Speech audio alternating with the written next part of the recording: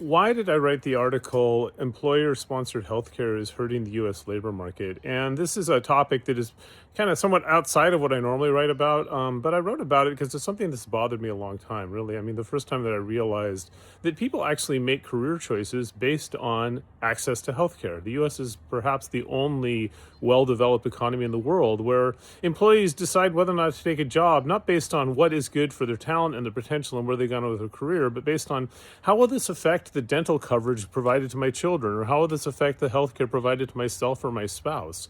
And this creates a really unhealthy dynamic between employers and employees. It limits mobility. People do not leave companies and start their own companies and do entrepreneurial startups because we can't control healthcare costs. It's the single largest source of bankruptcy of families in the United States.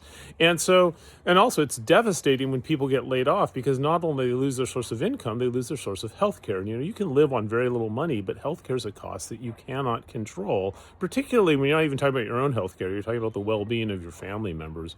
So the issue is, why do we do this? And I wrote this article because I wanted to explain that, first of all, it wasn't really intentional. It was a result of government regulation that got us here anyhow. There's nothing natural about having employer-sponsored healthcare. It certainly is not a free market in any sense in terms of free market capitalism.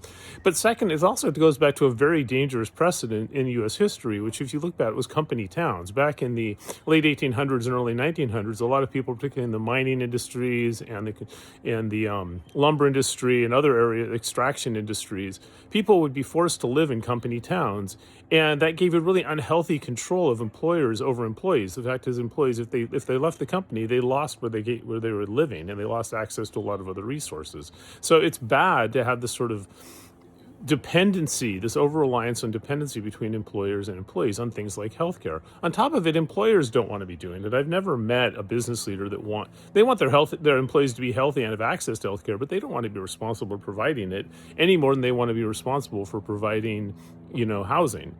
On the other hand, though, I'm starting to hear more and more people say, oh, employers should be providing childcare and employers should be providing housing. This is going the wrong direction, and I get really, really concerned about it.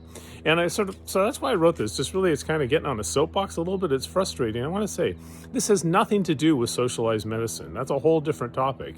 It's more about how do people get access to healthcare. The only thing employees should be responsible providing to employees when it comes to healthcare is paying them enough money so they can buy healthcare on the open market. But it should not be linked, the access to healthcare should not be linked directly to employment itself. And I wrote this in hopes that maybe, just maybe, the U.S. government will actually start talking about this topic and recognizing how much this is hurting American citizens, but also American companies and the adaptability and growth of the U.S. economy itself. I hope that you enjoy it.